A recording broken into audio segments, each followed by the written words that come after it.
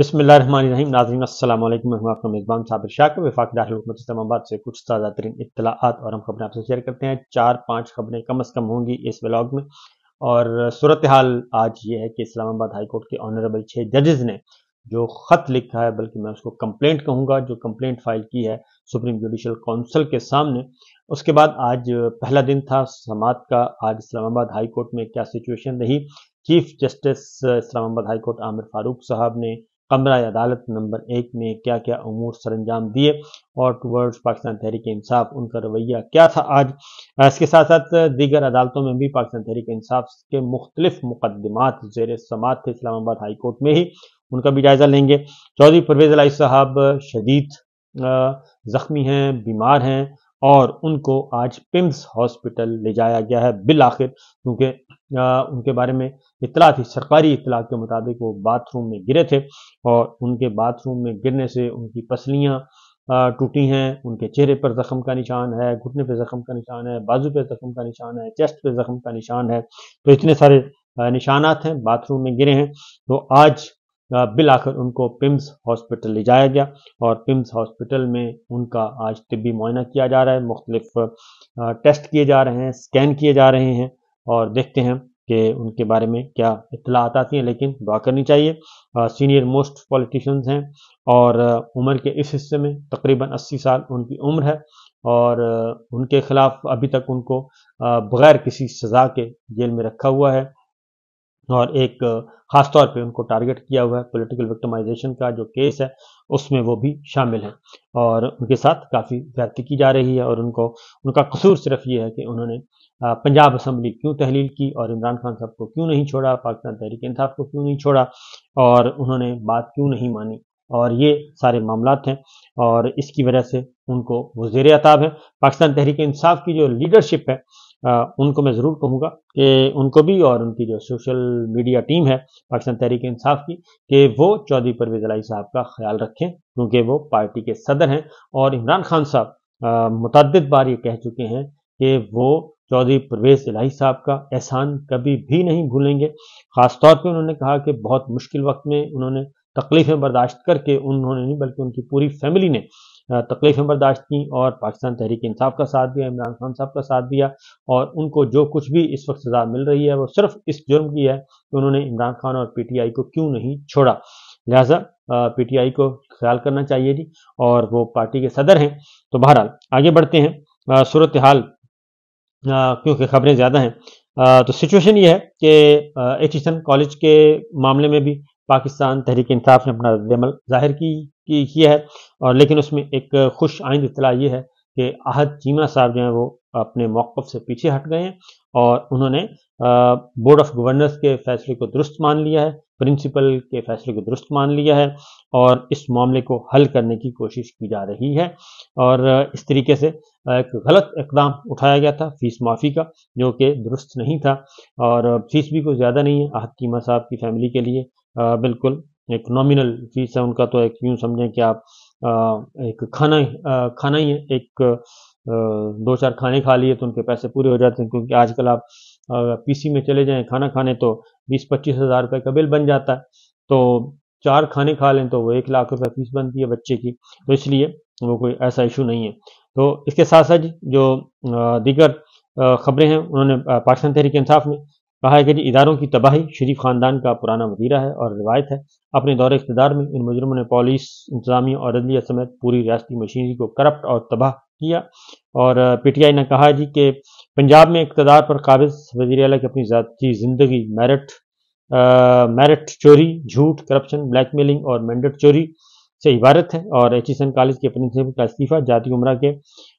मुजरिमों की पूरी सियासत, तरजीहात और अंदाज़ हुक्मरानी का खुलासा है। वालिदैन और शहरी तालीम और तालीमी इदारों की तबाही पर सरापा एहतजाज है। इस मामले की मुकम्मल और जामे तहक़ीक़ात की जाए और आहद चीमा, गवर्नर पंजाब और वज़ीर आला पंजाब से भरपूर जवाब तलबी की जाए। अब आते हैं जी कुछ और मामलात, और वो मामलात हैं कि फ़ौजी अदालतों में जो ज़ेर समाअत मुकदमात में नामज़द अफराद हैं उनके लिए पाकिस्तान तहरीक इंसाफ ने एक स्टेटमेंट जारी की और उन्होंने कहा है कि उनके साथ मुकम्मल तौर पर इंसाफ होना चाहिए। फ़ौजी अदालतों में ज़ेर समाअत नामज़द अफराद जो हैं ان کے فوجی عدالتوں کا قیام اور ملک کی سول آبادی کے ان عدالتوں میں ٹرائلز کے آغاز کے ذریعے ملک میں ایک انسانی المیہ کو جنم دیا جا رہا ہے، اور سویلینس کا ٹرائل فوجی عدالتوں میں نہیں ہونا چاہیے۔ دستور ہر شہری کو منصفانہ ٹرائل کی ضمانت دیتا ہے، چنانچہ ریاست کسی بھی شہری کو منصفانہ ٹرائل کے حق سے محروم کرنے کی قطعاً مجاز نہیں ہے۔ فوجی عدالتوں میں چلائے جانے والے مقدمات کے اسباب مکمل طور پر سیاسی ہیں۔ فوجی عدالتوں کے ذریعے ریاستی عتاب کے شکار افراد کے بنیادی دستوری حقوق کا تحفظ سپریم کورٹ آف پاکستان کے ذمے ہے۔ عدالت عظمیٰ ریاست کی جبر و انتقام کی غیر معمولی روایت ملحوظ خاطر رکھتے ہوئے فوجی عدالتوں میں زیر حراست افراد کے لیے بلا تاخیر اور حقیقی انصاف کا اہتمام کرے۔ انصاف کے حصول کی کوششوں میں فوجی عدالتوں جیسے متنازع، خلاف عدل اور غیر شفاف ٹرائلز کی بھینٹ چڑھائے جانے والے بے گناہ شہریوں کے ساتھ ہیں۔ یہ کیا گیا۔ اب آتے ہیں جی، معاملہ ہے اسلام آباد ہائی کورٹ کے 6 آنریبل ججز کے خط کا، اور انہوں نے خط لکھا ہے۔ آج اسلام آباد ہائی کورٹ اس خط کے بعد پہلی دفعہ کھلی ہے، اور کل چیف جسٹس قاضی فائز صاحب سے چیف جسٹس اسلام آباد ہائی کورٹ کی ملاقات بھی ہوئی۔ ان کو طلب کیا گیا تھا، کل چیف جسٹس اسلام آباد ہائی کورٹ کو ہنگامی بنیادوں پہ اپنا کام چھوڑ کے، جوڈیشل ورک چھوڑ کے جانا پڑا تھا، اور کل القادر ٹرسٹ کی سماعت بھی نہیں ہو سکی تھی، بغیر سماعت کے آج تک کے لیے ملتوی کر دیا گیا تھا۔ وہ آج ہوگا، لیکن اس دوران جو معاملہ ہے جی، اسلام آباد ہائی کورٹ بار کا جو آج ہنگامی اجلاس ہوا جی، اور اس اجلاس میں جو ہے کافی مذمت کی جائے گی یقیناً، اور آنریبل ججز کے ساتھ اظہار یکجہتی کیا جائے گا۔ آج کا جو احتجاج ہوگا اور اس میں آئندہ کا لائحہ عمل دیا جائے گا، لیکن ابھی تک سپریم جوڈیشل کونسل جو ہے وہ ابھی تک خاموش ہے، اور کل کا دن گزر گیا ہے، اور آج دیکھتے ہیں کہ سپریم جوڈیشل کونسل جو ہے اس پہ کس طریقے سے ایکٹ کرتی ہے۔ لیکن آج تمام بینچ بنے ہوئے تھے معمول کے مطابق، اسلام آباد ہائی کورٹ میں بنے ہوئے ہیں، اور وہاں پہ سماعتیں ہو رہی ہیں، سب کچھ ہو رہا ہے، اور اس میں خاص طور پہ آج ایک مقدمہ چیف جسٹس عامر فاروق صاحب کی عدالت میں تھا۔ 30 مارچ کو جلسے کی اجازت اسلام آباد میں ضلعی انتظامیہ نہیں دے رہی، اور انہوں نے درخواست ریجیکٹ کر دی تھی، 2 دن کے اندر فیصلہ کرنے کا کہا تھا، لیکن انہوں نے ضلعی انتظامیہ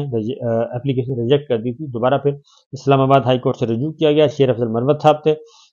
جو پیٹیشنر پاکستان تحریک انصاف کے، تو آج اسلام آباد ہائی کورٹ کے چیف جسٹس نے اجازت دے دی ہے، اور انہوں نے کہا ہے کہ جی ان کو ٹی او آرز کے تحت جو بھی آپ کا ایس او پیز ہیں اس کے مطابق پاکستان تحریک انصاف کو جلسے کی اجازت ہوگی، اور باقی سیاسی جماعتیں اپنے جلسے کر رہی ہیں، تو پھر پاکستان تحریک انصاف پہ کیوں پابندی ہے۔ اور اسٹیٹ کونسل جو سرکاری وکیل تھے وہ آئے، انہوں نے کہا جی پہلے بھی ان کو اجازت دی گئی تھی پی ٹی آئی کو، لیکن ان پی ٹی آئی نے خلاف ورزی کی ہے، جو شرائط نارمل ہوتی ہیں وہ لگائیں، اس میں کوئی حرج نہیں ہے، لیکن غیر معمولی شرائط عائد نہ ہوں، جو سٹینڈرڈ ٹی او آر ہوتے ہیں اس کے مطابق اجازت دیں۔ اور کل جو واقعہ ہوا وہ تو ڈی سی کے جلسے کی اجازت نہ دینے کے بعد ہوا ہے۔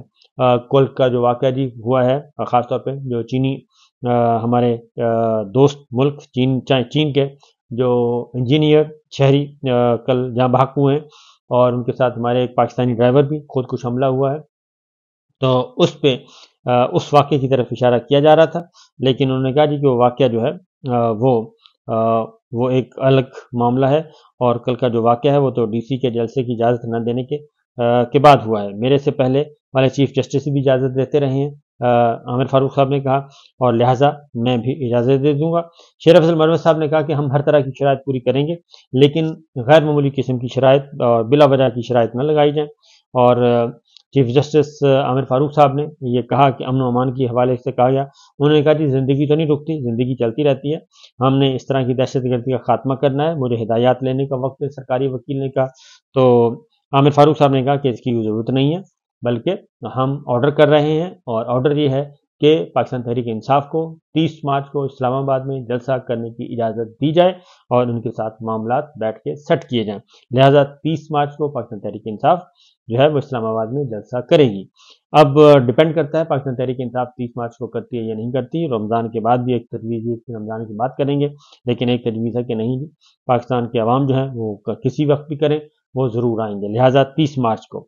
یہ کیا گیا ہے، پاکستان تحریک انصاف کو جلسے کی اجازت ملے گی۔ دوسری جانب ایک اور اقدام ہوا ہے جی، وہ ہے مولانا فضل الرحمان صاحب کی طرف سے۔ انہوں نے ایک سٹیٹمنٹ ایشو کیا ہے اور اس میں مولانا فضل الرحمان صاحب نے ایک بیان جاری کیا۔ انہوں نے کہا کہ جے یو آئی نے 8 فروری کے ضمنی انتخابات کے نتائج 8 فروری کے انتخابات کے نتائج کو مسترد کر دیا ہے، نمبر 1۔ نمبر 2، انہوں نے کہا ہے کہ 2024 کے انتخابات میں ایک بار پھر عوام کے حق رائے دہی پر شب خون مارا گیا، فیصلہ کیا تھا کہ ان انتخابات کے نتائج کو تسلیم نہیں کرتے اور انہیں مسترد کرتے ہیں۔ لہٰذا انہوں نے جو ضمنی انتخابات ہیں جو ہو رہے ہیں اور پورے ملک میں ہو رہے ہیں، کافی زیادہ تعداد میں ہو رہے ہیں، خیبر پختونخوا میں بھی، بلوچستان میں بھی، پنجاب میں بھی، اور قومی اسمبلی کی نشستوں پہ بھی ہو رہے ہیں، اور میرا خیال ہے سندھ میں بھی ہوں گے۔ تو یہ ساری جو ضمنی انتخابات ہو رہے ہیں اور ان کا بائیکاٹ کا اعلان کر دیا ہے مولانا فضل الرحمان صاحب کی جماعت جے یو آئی نے۔ انہوں نے کہا کہ یہ پارلیمنٹ عوام کی نمائندہ کم اور اسٹیبلشمنٹ کی نمائندہ زیادہ ہے، ہمیں عوام کی طرف جانا ہوگا، انہیں اعتماد میں لینا ہوگا، عوام کو ووٹ کے حق کے لیے متحد کرنا ہے اور عوام کی صفوں میں اتحاد پیدا کر کے انہیں قابل بنانا ہے اور کہ وہ اپنے ووٹ کا تحفظ کر سکیں۔ ہمارا موقف واضح ہے کہ اس کے لیے آگے بڑھنے کا فیصلہ ہے۔ 25 اپریل کو انہوں نے بلوچستان سے تحریک کا آغاز انہوں نے کہا کہ ہم کریں گے، یعنی کہ عید کے بعد۔ ان اجتماعات کو عوامی اسمبلی کا نام دیا جائے گا اور 25 اپریل کو پشین بلوچستان میں بڑا جلسہ کریں گے اور بلوچستان بھر سے عوام شریک ہوں گے،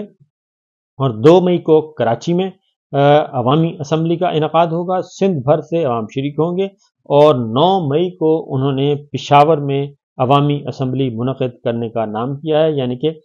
جلسہ 9 مئی کو پشاور میں ہوگا۔ پشاور جلسے کے بعد انہوں نے کہا جی لاہور کے لیے تاریخ کا تعین کریں گے جہاں ملک بھر سے عوام شریک ہوں گے،